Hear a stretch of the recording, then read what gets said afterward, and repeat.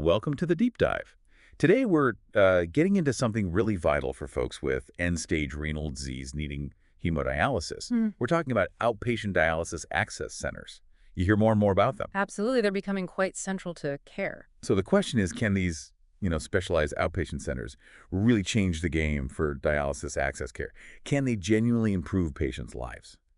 That's what we want to explore. It's a critical question because, look, hemodialysis saves lives, no doubt.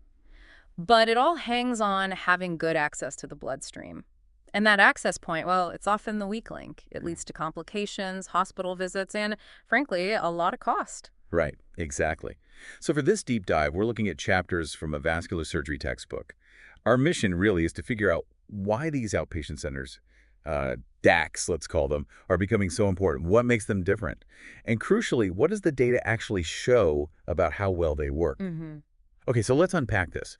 Where did this whole shift towards outpatient centers even start? Was it a sudden thing? Well, not exactly sudden, but definitely a significant change over the last, say, couple of decades. We've seen this gradual move away from doing all the surgical access procedures in the hospital Right. towards using these less invasive endovascular techniques and doing them in outpatient settings. Okay. Now it's something like half, maybe even more, of these procedures are done outside the hospital walls. Wow, that's a big jump. And it sounds like there's a sort of guiding philosophy behind this, something called the complete integrated access concept. Yes, that's a really key idea. It highlights just how complex managing care for these patients is. It's not just, pop in and access. It's about coordinating everything, all the renal replacement therapy options, when to place the access, getting all the different specialists involved. All right, like nephrologists, surgeons, interventionalists. Exactly. The goal is a truly patient-focused strategy looking at the whole picture. That makes a lot of sense. It's definitely not one size fits all. Now, you mentioned DACs. These centers themselves, are they all basically the same? The textbook talks about different structures. Correct. They're not monolithic. You can think of them in roughly three main models. First, you might have a single physician's office. They work based on, established referral patterns. You hear about the Fistula First initiative. That often fits with this kind of practice, prioritizing those AV fistulas. Okay. Ideally, even these smaller offices have connections, links to other centers for procedures they might not do themselves. Got it. So kind of a network feel in that case. What's the second model? The second type is an outpatient center that's really focused on repair, maintenance, and replacement of existing access points. So their main job is keeping the current access sites working properly. They might partner with other places for creating brand new access sites. Okay, so more focused on the upkeep, keeping things running smoothly. And the third type that sounds like the most comprehensive one. That's right, the complete DAC. These places offer the whole spectrum, creating new access, maintaining it, fixing problems, salvaging it, even removing it when needed. And that includes peritoneal dialysis access, too. Ah, PD access as well. Okay. Yeah, and these are often linked with hospitals. That gives them backup, access to advanced imaging or ICU beds if something complex happens. They tend to be referral hubs for the tough cases and often have specialized techs and even training programs. Right. So a real spectrum there. But, regardless of the specific model you mentioned, these codes, POS 22, 24, 11, can you just quickly explain what those mean here? Sure. POS just stands for place of service. It's mainly for billing, tells Medicare or insurance where the service happened. So POS 11 is typically a private physician's office, 22 might be an outpatient hospital department, and 24 is an ambulatory surgery center, which many DACs are. But the key thing, no matter the code, is what they share. Okay. And what are those common features? Well, they're all outside the main hospital inpatient setting, usually located conveniently near dialysis units or where patients live. Big plus. They're designed specifically for vascular access management. It's their whole focus. And crucially, they have really close ties with the dialysis clinics, constant communication, and strong patient involvement is baked in. That makes sense. You see the same patients repeatedly, right? Exactly. A real team dynamic develops. Everyone gets to know the patients, their history, their specific access issues. Okay. That gives us a good picture of the what and why. So what's it actually like inside one of these DACs? Does that patient focus carry through to the environment itself? It generally does, yes. Think efficient, but also comfortable. Not usually huge and intimidating like a massive hospital complex. Size varies, maybe 3,500 to, say, 15,000 square feet. The design is all about patient safety, but also smooth workflow. You'll find the practical things, accessible parking, easy check-in, waiting areas, assessment rooms, procedure spots, recovery bays, offices, but often also attention to detail, good lighting, maybe some artwork, comfortable chairs, things that make it feel a bit more, well, human. Sounds much less clinical, potentially. And given all the patient data, follow-ups, procedures, a solid IT system must be non-negotiable. Oh, absolutely essential. You need a good electronic health record system, an EHR. It handles everything billing, patient records, tracking outcomes, quality metrics. It's a big investment up front, but you can't really run efficiently without it. Right. Okay. Let's get to the heart of it, the procedure room. What does that look like? Is it like a mini OR? Pretty much, yeah. Like a simplified operating room. Most procedures use sedation and local anesthetic, so you usually don't need the big anesthesia machines, unless they also do surgical placements. Gotcha. A really key piece of gear is the operating table that works with fluoroscopy. That's the live x-ray, right? Lets you see inside the vessels during the procedure. Okay. Often they use a portable C-arm, that mobile x-ray machine, which is well suited for these endovascular procedures in a focused setting like a DAC. Then you need a system to manage the images, a pass system, good surgical lights, patient monitors, of course, and ultrasound machines. Ultrasound is huge for checking the access and guiding needles or catheters. So definitely geared towards those minimally invasive approaches.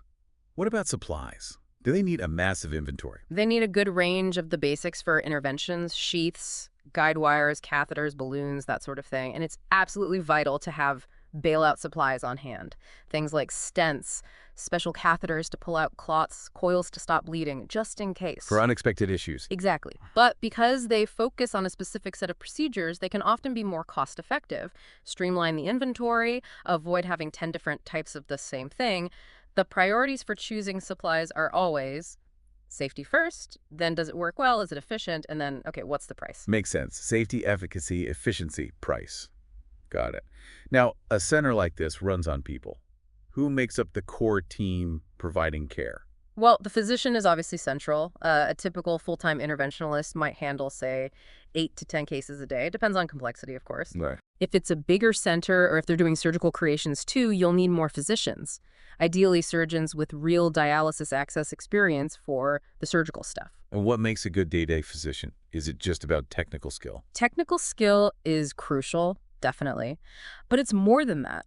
What's really key, maybe even more than specific board certification, is a deep understanding of dialysis patients. Knowing their unique challenges, the access issues they face, being up to date on evidence-based techniques, and then having excellent procedural skills. So that deep specific knowledge base is paramount. And does the physician role sometimes expand beyond just doing procedures? Oh, often, yes. The interventionalist might also be the medical director, the sort of clinical lead for the center. They might also take on roles in education, training staff, doing outreach to the local dialysis clinics, talking to other doctors, clinic staff, even patients directly, building those community ties. That community connection sounds really important. Yep. Okay, who else is on the team supporting the physician? It's definitely a team effort. For each procedure room, you're typically looking at maybe 2 to 4 registered nurses and 2 to 4 radiology technologists, or RTs. Plus, someone at the front desk coordinating things, the access coordinator. Okay. Often, one of the clinical staff, maybe a lead nurse or tech, doubles as the facility manager. Bigger places probably need a dedicated administrator too, and folks wear multiple hats. When there aren't patients, they might be doing infection control audits, safety checks, managing supplies. Right, and safety training. Absolutely critical. All the clinical staff need to be certified in advanced cardiac life support ACLS. Interestingly, the billing and coding side, that's usually handled off-site by a specialized company. Got it. So it sounds like a really tight, coordinated unit. And the knowledge level of those nurses, techs, the coordinator, that must be pretty high too. Oh, absolutely. They have to know dialysis access inside and out, understand the patients, their comorbidities, what can go wrong. Teamwork has to be seamless, really fast sometimes. You've got sedation time limits, patients needing to get to their dialysis slots. Right, the clock is ticking. Exactly. And that constant communication loop with the dialysis facilities is just nonstop. It has to be. Okay, so we've got the place, the people, the process. Let's talk results. How successful are these procedures in the outpatient DC setting? And critically, how safe are they? That's a big question, I imagine. It is. And the data we have is actually quite positive. There was one large study, over 14,000 procedures in a DAC setting. They reported a 96% success rate for the procedures themselves, which was interestingly higher than the rates typically reported for similar procedures done in hospital. 96%. That's impressive. What about complications? Also quite low in that study, around 3.5%, and the vast majority of those were minor things, like small hematomas or brief issues that didn't need major intervention. Okay, that's certainly reassuring. Another concern people might have is about the sedation using moderate sedation, pain relief, but without an anesthesiologist right there. How safe is that? That's a very valid point.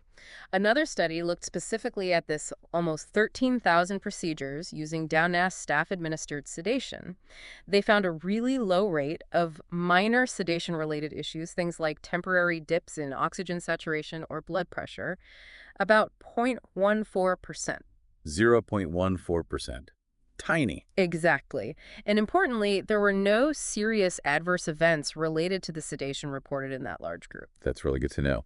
Now, you mentioned fluoroscopy, the live X-ray. Mhm. That involves radiation. Is radiation exposure a bigger concern in DACs, especially since patients might need repeat procedures? It's always a consideration, especially with repeat interventions. Radiation safety is paramount. Now, the portable C-arms typically used in DACs generally emit lower levels of radiation than the big fixed fluoroscopy units you find in hospital interventional suites. Wow, okay. And there was a study that actually tried to quantify this. It found that the radiation exposure during DAN procedures was something like 3 to 8 times lower than for the equivalent procedures done in a hospital setting. 3 to 8 times lower. That's a pretty striking difference. Yeah. It is. So it seems DACs might offer not just high success rates, but potentially less radiation exposure too. Okay, so procedure success and safety look good, even potentially better than hospital settings in some ways. But what about the bigger picture, the overall impact on the patient's health journey? Yeah, this is where it gets really compelling, I think. There was a major study that compared outcomes for over 27,000 DAC cases Right. versus the same number done in hospitals. They used sophisticated methods, propensity score matching, to make sure they were comparing similar patients. Okay, so a robust comparison. Very. And the results were significant. Patients treated in DACs had fewer hospitalizations related to their access problems. They had fewer vascular access infections overall, fewer hospital stays specifically because of septicemia, which is serious blood infection. Wow. And perhaps most strikingly, a lower overall mortality rate during the study period. A lower risk of death. Those are really significant findings. The textbook mentioned a figure 199.3 with some specific numbers, right? Can you highlight a few of those? Sure. So compared to the hospital group, the DAC patients had, on average, about 0.3 fewer related and unrelated hospitalizations per patient. Statistically significant. Right. They had 0.07 fewer infections per patient. Yep. Also significant. And 0.01 fewer septicemia hospitalizations. Again, significant. Mm-hmm. Interestingly, the number of dialysis treatments per week was about the same between the groups, but the all-cause mortality. It was 44.6% in the DAC group versus 50.2% in the hospital group over the study timeframe. That's a noticeable difference. It really is. Even the average length of the whole care episode was a bit longer in the DAC group, suggesting maybe better continuity.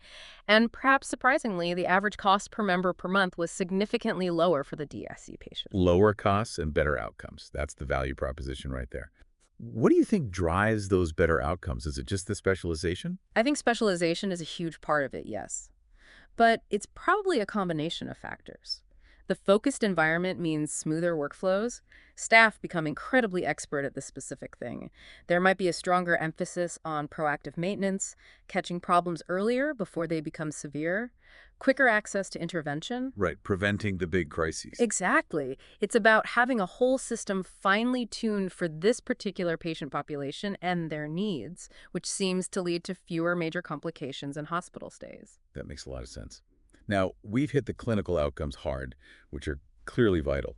But what about the patient's experience? How do patients generally feel about getting care in a DC? Generally speaking, patients tend to report higher satisfaction when care moves to an outpatient setting, and dialysis access seems to follow that pattern. Patients often value the convenience, easier parking, shorter wait times, maybe a less intimidating environment. DACs often pride themselves on more timely procedures, getting patients in and out efficiently so they can get back to their lives or to their dialysis session. There's often a stronger focus on, let's call it customer service, quality assurance. And because staff see the same patients frequently, they can build real relationships. So that rapport must help. Definitely. It can lead to better patient engagement, better education about their access, feeling more like a partner in their own care. So clinical benefits plus a better overall experience. Sounds good. But these centers have to stay afloat financially, right? Is it economically viable? That's the million-dollar question, or perhaps slightly less these days. Economic viability really hinges on having enough patients. There's a rule of thumb estimate. You might expect about 1 to maybe 1.5 access procedures per dialysis patient per year. Okay. And the break-even point, where the center covers its costs, is estimated to be around 4 patients treated per day. So, doing the math, that suggests you probably need a minimum local dialysis population of around 700 to 800 patients to support a dedicated DAC. So volume is definitely key. What are the bread and butter procedures they're doing day in, day out, and how quick can they be? The mainstays are things like angioplasty, using balloons to open up narrowed spots in both fistulas and grafts. Then there's thrombectomy, removing clots from fistulas and grafts to get them working again. And placing, exchanging, or removing tunneled hemodialysis catheters. Those are the big ones. And the times. With an experienced operator, the reported average procedure times themselves can be pretty quick. Maybe 18, 20 minutes for a graft angioplasty, up to maybe 50, 55 minutes for declotting a fistula. Right, but you have setup and cleanup. Exactly. Factoring in room turnover, patient prep, recovery. A single procedure room can realistically handle about 8 to 10 cases in a typical day. Yeah. Surgical creation or placing PD catheters, that's much lower volume, fewer per day. Okay, so efficiency is clearly baked into the model. But the textbook mentioned some headwinds, some economic challenges facing DACs. Yes, unfortunately, that's true. Reimbursement rates from Medicare and other payers for these procedures, when done in the outpatient DAC setting, have faced cuts and downward pressure over recent years. That must make it tough. It has. It's sadly led to some physician-owned outparent facilities struggling or even closing their doors. But there are groups fighting back. There's a national advocacy organization, the Dialysis Vascular Access Coalition, plus various medical specialty societies. They're actively working to educate policymakers, CMS, about the value DXs provide and advocating for reimbursement that reflects that value and ensures access. It sounds like a critical battle for their sustainability. Okay, finally, let's touch on the regulatory side and maybe gaze into the crystal ball a bit. What's the future look like? Well, the regulatory landscape is definitely influential. The Kidney Disease Outcomes Quality Initiative, KDOQI, is huge. They publish national guidelines, benchmarks for vascular access care. Their updates really push for evidence-based standards. The National Kidney Foundation keeps driving that evidence update. So setting the bar for quality.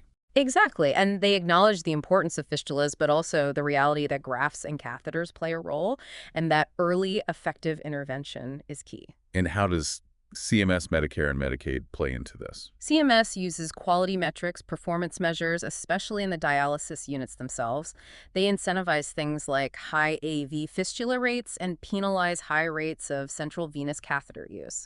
So indirectly encouraging practices that DAFs support, like fistula maintenance. Precisely. And then you have the USRDS, the United States Renal Data System.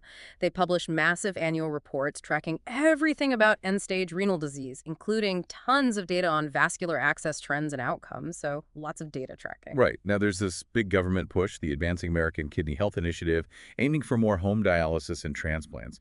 Could that shift things for DECs? It certainly could.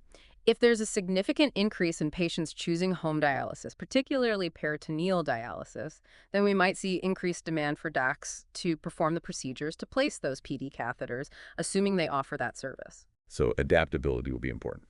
Okay, let's try and wrap this up. It really feels like, from everything we've discussed, these outpatient dialysis access centers aren't just a niche thing anymore. They're pretty fundamental now. I think that's fair to say. They offer a very specialized, efficient way to manage vascular access. And the evidence suggests they often do it with better safety, better patient outcomes, and higher patient satisfaction compared to the traditional hospital route. Now, the challenges around policy, regulation, reimbursement, those are real and ongoing. But the overall direction, especially with the healthcare system increasingly focused on value and managing chronic conditions effectively, the future for DACs looks quite promising, I think. So, summing up our deep dive, we've seen DACs emerge as this focused, patient-centric model. They often deliver better clinical results, seem safer in many aspects, and provide a better patient experience than hospital care for these specific procedures. but they operate in a complex world of economics and regulations. It really makes you, the listener, think about the impact of specialized outpatient care, doesn't it? And how we keep trying to optimize this critical piece of dialysis management. Absolutely. And maybe this leaves you with a final thought to ponder. We know end-stage renal disease is growing. We know vascular access is absolutely crucial. So looking ahead, how might future breakthroughs maybe in bioengineering, creating better grafts or fistulas, combined with further evolution of these outpatient care models, how might that truly transform the day-to-day reality for dialysis patients down the road? That's a great question to end on. Definitely food for thought. Thanks so much for this really insightful deep dive.